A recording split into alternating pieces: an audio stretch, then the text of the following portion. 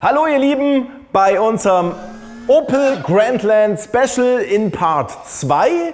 Wir bauen jetzt neue Frontlautsprecher in die Türen ein mit einem neuen Hochtöner und einer kompletten Türdämmung. In Part 1 haben wir euch ja schon gezeigt, wie man in diesem Fahrzeug einen aktiven Subwoofer im Kofferraum nachinstalliert. Und in Teil 3 gibt es noch eine süße kleine Mini-Endstufe, die das Frontsystem dann richtig ans Limit bringt. Ich wünsche euch viel Spaß. Mein Name ist Oliver Weiß von AAS24, eurem Online-Shop für geilen Sound im Auto.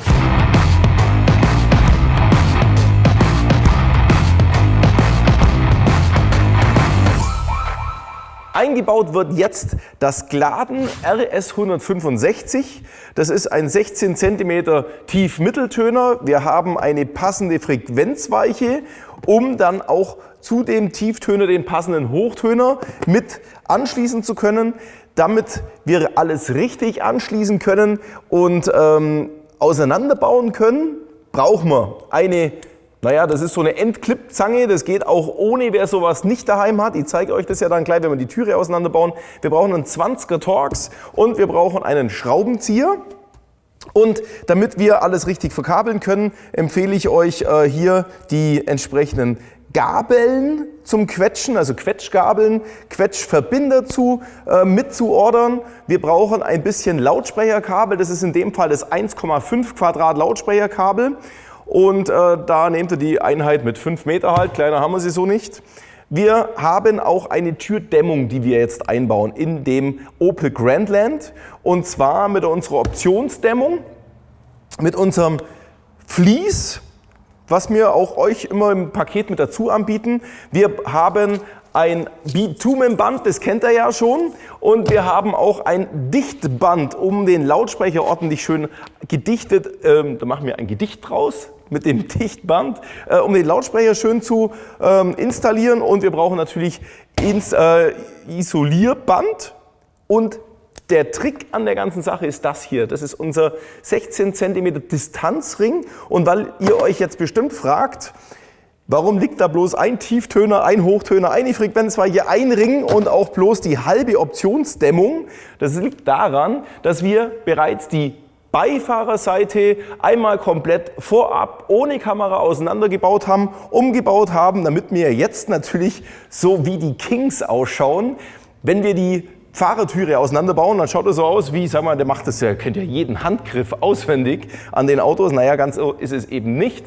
Deswegen ist hier auch nur die Hälfte und für jeden, der sich fragt, ja, muss man das immer einzeln kaufen oder paarweise? Lautsprecher kauft man bei uns wie ein Paar Schuhe und zwar ausschließlich als Paar, also als Set. Außer wir reden nur von Tieftönern oder irgendwie sowas, was Einzelnes. Aber wenn es immer ein ganzes Set ist, ist es immer komplett rechts wie links. Wer jetzt sagt, so ein Soundsystem in meinem Grandland, voll geil, die Kombination gefällt mir, die möchte ich so kaufen, dann kauft es doch nicht bei Amazon. Wir haben einen geilen eigenen Webshop. Und als Anreiz setzen wir euch im Videobeschreibungstext noch einen Link rein für einen vorgefertigten Warenkorb. Da ist alles das drin, über was wir heute sprechen und was ihr zum Einbauen braucht. Und da geben wir euch noch einen speziellen YouTube-Fleißig-Guck-Rabatt dazu. So, weil ich auch noch mal der Jüngste bin, brauche ich natürlich ein bisschen Einbau- und Montagehilfen. So, für meine guten Klamotten hier. So, also, dann fangen wir an mit einem 20er Torx und der verbirgt sich hier unten drin. In der Griffschale ist eine kleine Verriegelung. Wegmachen. Darunter verbirgt sich jetzt wieder ein 20er Torx. Dann machen wir den mal raus. So, ganz vergessen zu erwähnen, wir haben natürlich auch unsere AAS24 Remover. Das können wir jetzt hier so nehmen und schon mal rausnehmen und langsam, aber sicher nach oben entriegeln. So, mit solchen Remover-Kunststoffteile schonen wir natürlich, das ist Kunststoff. Unseren Clip müssen wir natürlich wegmachen. Und jetzt können wir unsere Einheit für die Fensterheber wegmachen. So, das war's. Geht's weiter mit diesem Teil hier. Und das ist sogar so geklippt, dass man mit den Fingern unten reinfahren kann und das Ganze hier wegnehmen kann. Und dann mit unserem Remover-Tool auch alle anderen Clips entfernen. Den Hochtöner können wir hier oben entklippen. Genau. So, wo ist mein Clip hin? Der Clip ist da reingefallen, den holen wir gleich. Und können den Hochtöner natürlich auch mal abstecken. So, da ist so ein kleiner Entriegler, den muss man lösen. Hinter dem Hochtöner ist dann auch noch mal eine kleine Schraube versteckt. Wieder mit dem 20er Torx. Und jetzt haben wir das Ding schon fast ganz in der Hand. Und jetzt können wir auch anfangen, die Türe zu entklippen. So, mit dem Remover-Tool können wir jetzt da unten reinfahren. Mal schauen, wo ist denn der erste Clip? Da unten. Nummer 1. Nummer 2. So. Und jetzt braucht ihr euch nichts vormachen. Diese Clips vom Opel Grandland, die werden kaputt gehen. Einige davon. Das war auf der Beifahrertüre schon so. Und die sind echt spröde, aber die kann man natürlich auch nachbestellen und dann reinmachen. So, jetzt kommt die ganze Türverkleidung schon.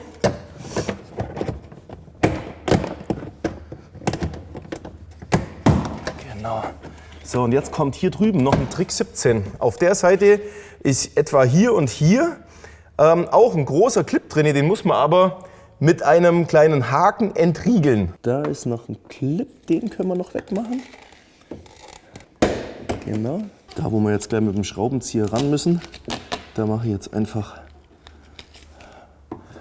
eine Halterung hin, ein Pad, damit hier nichts passiert. Und jetzt können wir hier reinfahren und diesen Bolzen runterziehen. Genau, das war's. Und damit haben wir den jetzt auch entriegelt. So, jetzt ist der erste Bolzen weg, sieht man das? Ja. Okay. Arbeiten wir uns da noch hoch. So, bis zu dem Clip. So, hier geht es nämlich nicht weiter. Und das Ganze wird jetzt von oben noch entriegelt. Genau, so weg. Und da oben ist noch mal ein Clip drin, den wir auch noch rausmachen müssen. So, genau. Und jetzt können wir die ganze Türverkleidung rausziehen. So, so funktioniert das Ding hier. So, und jetzt müssen wir genau hier unten drinne diese Spange lösen. Einmal und dann kann man den hier rausziehen. Ja, mal ganz raus. So, und damit habe ich diesen Entriegler oder Verriegler wieder in der Hand. Können wir die Spange auch wieder reinmachen. Die ist dann zum Wiedereinsetzen der Türe wichtig oder der Türverkleidung und wird dann später wieder genau hier reingemacht. So. Hier hinten dran ist nochmal ein Stecker, den müssen wir hier drin auch entriegeln. Dann können wir den rausziehen und haben die ganze Türverkleidung in der Hand. Und jetzt machen wir eine Clip-Bilanz. Also wir haben hier noch einen vollständigen. Der fehlt, der ist kaputt. Machen wir weg. Der fehlt, der ist ganz, da ist einer weg, der ist kaputt und der ist ganz. Und jetzt haben wir hier in der Türe auch noch einen.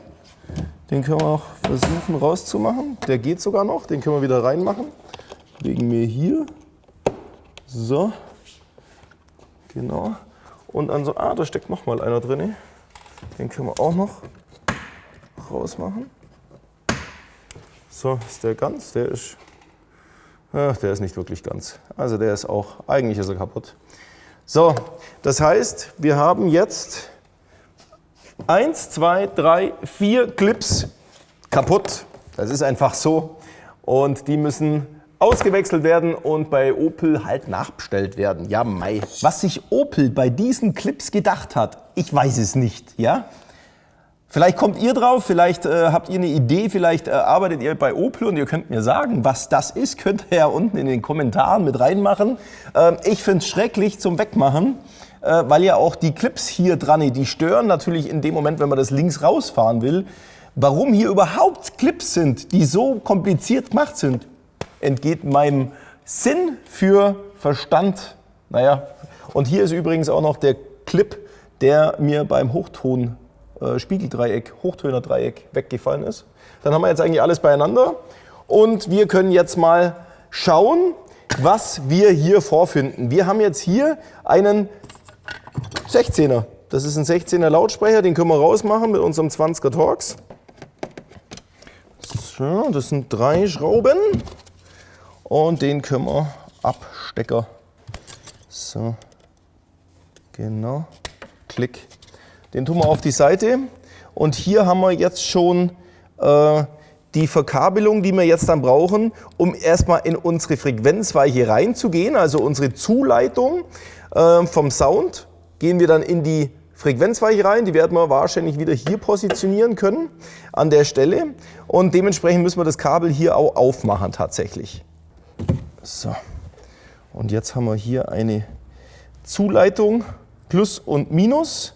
Und die anderen 2 Kabel, die sind parallel hier drauf gemacht, die gehen nämlich zum Hochtöner hoch. Das sind genau diese 2 Kabel. Die brauchen wir aber nicht mehr, weil wir machen eine neue Verkabelung von der Frequenzweiche aus. Wir brauchen nur die Zuleitung. Aber damit das alles schön beieinander ist, können wir auch hier das Kabel quetschen und mit Quetschverbinder zusammen und neu verkabeln. Unsere Frequenzweiche von unserem RS 165 platzieren wir hier. Und zwar genau da dran, da habe ich den Platz. Wir können das auch so rum machen.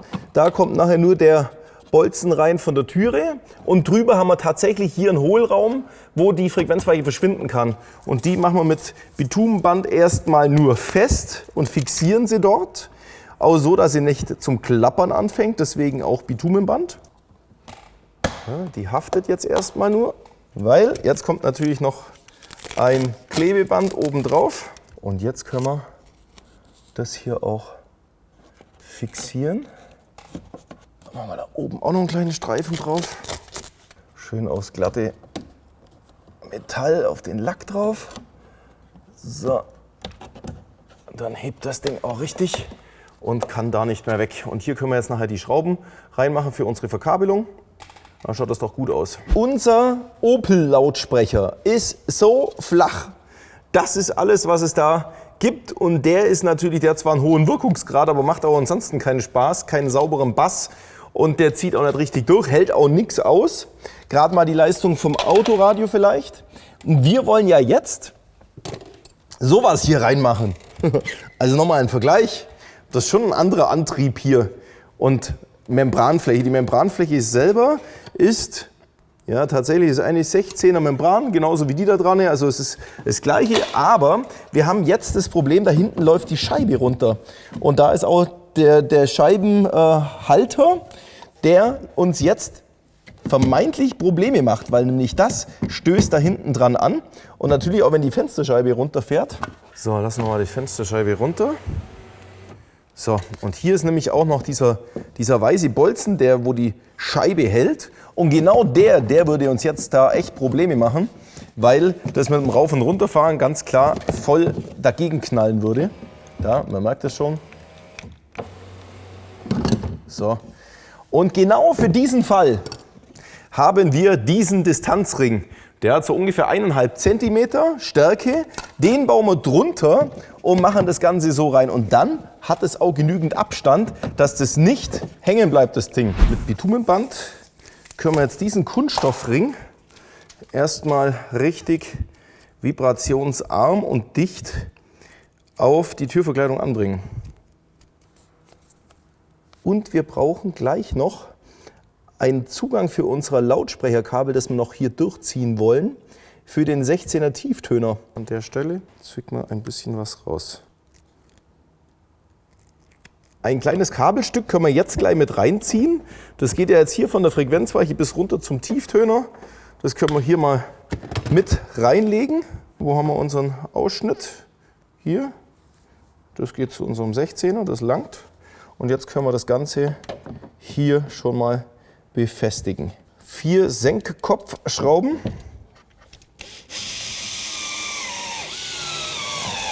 Gut, das haben wir fest drin. Und jetzt können wir die Kabel auch mit entsprechend da unten durchlegen.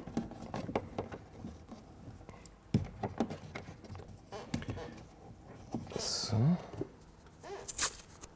Das lassen wir mal hier hängen. Und jetzt brauchen wir noch die Zuleitung von unserem Lautsprecherzugang, auch bis da hoch, bis zu unserer Frequenzweiche. Und dazu nehmen wir jetzt unser Kabel tatsächlich weg und machen das so auseinander, dass wir es zum Schluss auch wieder zusammen machen können.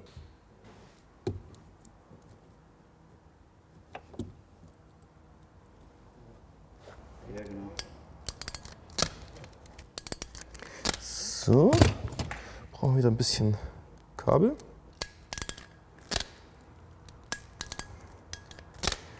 So, und dann können wir uns hier drauf docken.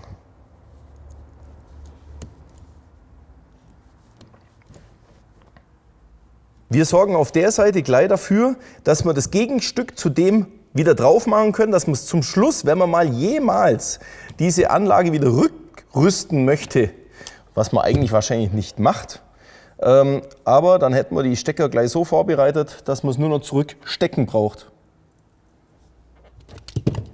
Weil, naja, Rückrüstung schaut dann so aus.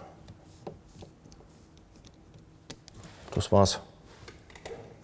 Und wir gehen jetzt auf unsere Steckverbindung drauf und legen das Kabel jetzt bis zu unserer Frequenzweiche hoch. Der längere war der Zugang, dann wissen wir es nachher gleich, weil es sind ja letzten Endes die gleichen Kabel, dass wir nachher nicht durcheinander kommen. Dann können wir das kleine Kabelstückchen für den Hochtöner auch gleich noch hinmachen und machen die Verkabelung fertig. Da drin steht es nämlich geschrieben, Eingang plus, Eingang minus, Mitteltöner plus, Mitteltöner minus, also plus, minus, plus, minus, plus, minus.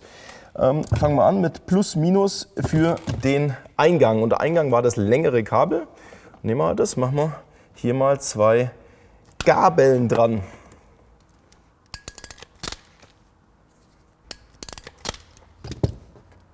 Und Kreuz, Schlitz machen wir alle auf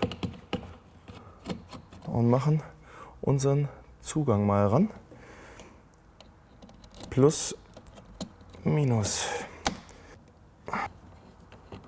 So, machen wir auf der anderen Seite gleich unsere andere Quetschverbindung hin. Und das ist jetzt unser Hochtöner, das wir jetzt nur bis daher legen müssen, um den nachher dort anzuschließen. So. Leute, jetzt geht's an die Dämmung mit unserer Optionsdämmung. Und dazu müssen wir jetzt dieses weiße Kunststoff hier, dieses Styropor-ähnliche Material, vorsichtig abcutten. Man kann das nachher wieder dran kleben, das ist eigentlich gar kein Problem. Aber nur so kommen wir optimal auch an das Außenblech hin. Und hört mal, wie das tut. Das dröhnt, das scheppert. Und das können wir natürlich jetzt alles schön machen, indem wir das mal alles wegmachen.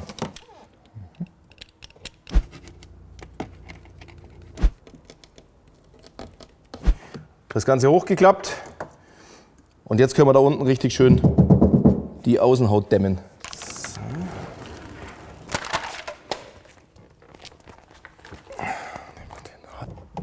So.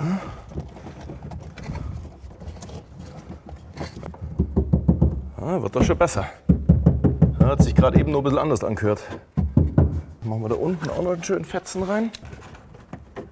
Jetzt können wir noch einen Teil nehmen und uns direkt hier in den Lautsprecher das ganze Material reinbringen, damit auch die Stelle, wo der Antrieb ist, nachher auch möglichst gedämmt ist und auch ruhig ist, durch das, dass es Gewicht bekommt. So, einen Streifen.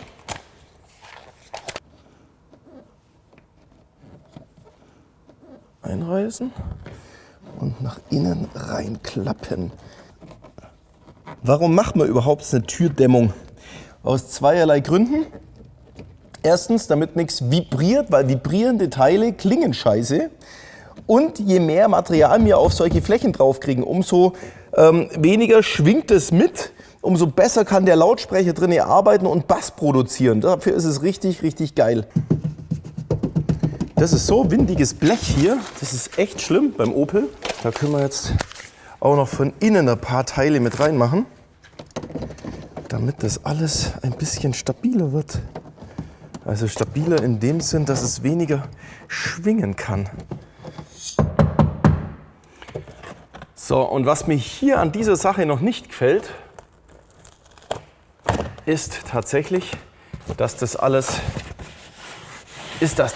so doch noch mit vibriert, weil das ist auch ein akustischer Kurzschluss, weil der Lautsprecher arbeitet ja hier mit der Luft, die soll so raus.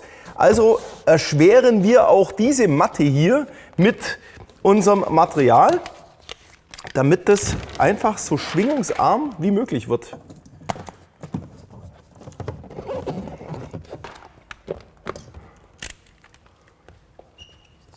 Ihr seht, ich arbeite hier nicht mit Handschuhen. Man kann das natürlich auch mit Handschuhen noch druckvoller machen, aber ich will damit nur sagen, das Aluminium bei unseren Optionsdämmmatten ist so geschmeidig, dass man sich eigentlich nicht dran schneidet und trotzdem direkt über der Naht, also auf dem Metall quasi, mit dem Finger rumfahren kann. Also ich will jetzt nicht sagen, dass man sich ganz grundsätzlich nicht schneiden kann, aber das Material ist halt einfach auch schon angenehm. So, perfekt ist es nicht, was die Aufnahme hier betrifft, aber immerhin um massiv viel besser wie vorher, weil das einfach nicht so arg schwingt und so lappert wie vorher. Und die ganze Türe ist natürlich hier schon eine andere Voraussetzung hier.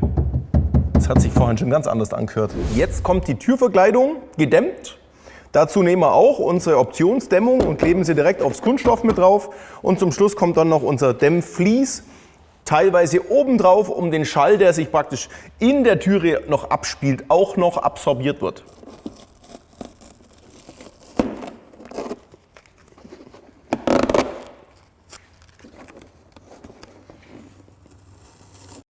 Und dann haben wir unser Vlies. Das Vlies können wir mit einer Schere besser schneiden.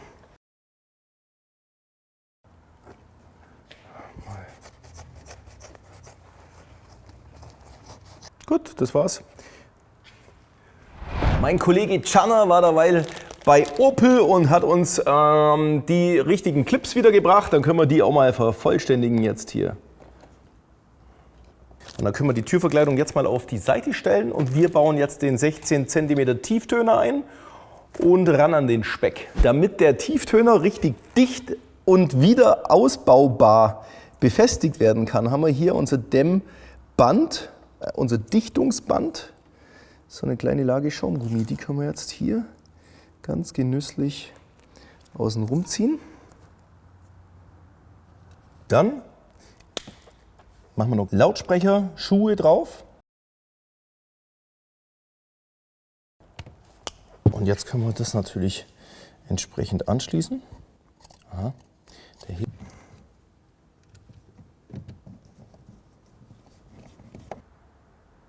Gut. Dann können wir die Türverkleidung jetzt wieder drauf machen. Natürlich mal alles anstecken, was man so anstecken muss. Genau.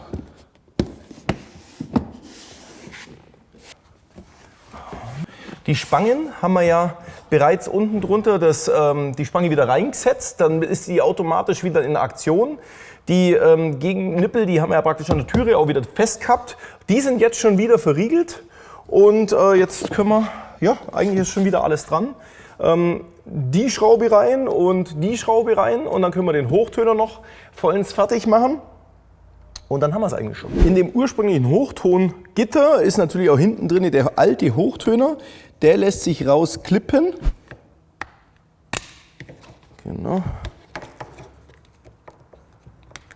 So, das war's. Und unser neuer Hochtöner, den nehmen wir hier aus dem Gehäuse raus. Können wir auch das Kabel entsprechend noch kürzen. So, und jetzt haben wir den hier, den Hochtöner, und können den direkt hier reinmachen. Der wird jetzt zwar nicht klippen, weil er keine Vorbereitung dazu hat, aber um den Hochtöner zu fixieren, mit Heißkleber können wir das Ganze nochmal ein bisschen fixieren. Das langt auch völlig aus, das Ding wiegt nichts und können wir so lassen. Das Hochtönerkabel können wir natürlich auch jetzt gleich hier vorbereiten für die Stecker, die wir auch im Fahrzeug drin haben, damit wir es dann leicht haben, alles anzustecken. Hier ist unser Clip, den bringen wir wieder auf Position und schließen unser Kabel an und wird hier in die ganzen Schiebevorrichtungen eingehängt. Das war's. Ja, ihr seht richtig, wir haben jetzt die Türverkleidung nochmal weggemacht. Man kann ja auch mal vorher Probe hören, weil beim Soundcheck ist mir tatsächlich aufgefallen, dass der Hochtonbereich einen kleinen Kick mehr Power haben könnte. Und dazu müssen wir hier an der Frequenzweiche natürlich die Jumper dementsprechend setzen. Jetzt machen wir gerade das Ding nochmal auf. So, und da unten ist nämlich der Jumper drin. Und der steht jetzt bei minus 3 dB.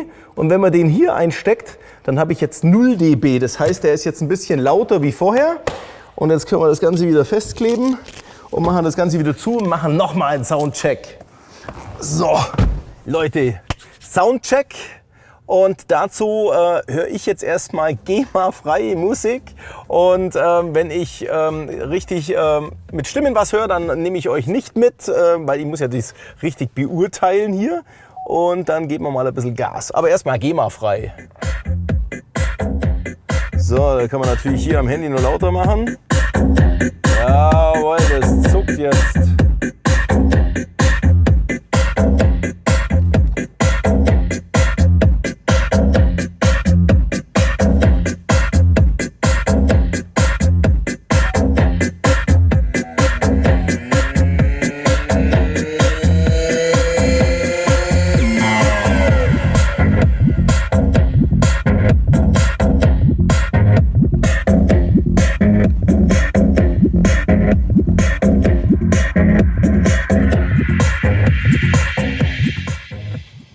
So, ist ja heftig, weil die Türen, wo hinten nicht gemacht worden sind von uns, die scheppern. Aber jetzt vorne, wenn ich jetzt alles nach vorne drehe, dann habe ich einen geilen Sound, einen geilen Bass, der auf jeden Fall viel druckvoller läuft als die hinteren bzw. die alten vorderen Lautsprecher.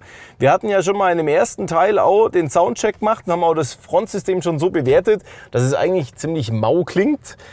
Jetzt aber mit unseren neuen Lautsprechern haben wir ein sehr harmonisches Klangfeld. Das heißt, wir haben schöne, weiche Hochtöne, die sehr brillant klingen, aber sich nicht in den Vordergrund drängen und scharf und unangenehm wirken, sondern sich sehr gut mit dem Mittel- und Tiefton hier zusammen harmonieren und eigentlich jetzt wirklich alles aus einem Guss läuft. Und jetzt mit dem Subwoofer zusammen, finde ich, kann man auf jeden Fall mal geil Musik hören. So, und jetzt ruft mich jemand an, den müssen wir leider wegdrücken. Das war jetzt Teil 2 zum Opel Grandland und wir jetzt mit dem Austausch der Lautsprecher als Ergänzung zu dem aktiven Subwoofer, den wir in Teil 1 schon verbaut haben, ist es jetzt schon ganz cool so. Klanglich auf jeden Fall ein voller Erfolg, aber jetzt kommt da noch Teil 3, weil wir werden tatsächlich jetzt auf das Frontlautsprechersystem noch eine kleine Endstufe per Plug-and-Play am Radio installieren mit möglichst wenig Aufwand und richtig Power aufs Frontsystem drauf, was unser Autoradio jetzt an der Stelle tatsächlich ein bisschen zu wenig hat, die Power. Und deswegen begrüße ich euch dann natürlich zu Part 3, wenn es heißt, gibt dem Outland, wie heißt der Outland? Grandland, dem Grandland, Outland, Grandland, mal richtig Dampf auf die Hütte, auf die Lautsprecher, um richtig viel Spaß zu haben. Danke fürs Zuschauen, euer Olli, und ich bedanke mich natürlich immer für ein YouTube-Abo oder ein Like bei Facebook oder wenn ihr uns auf Instagram followt.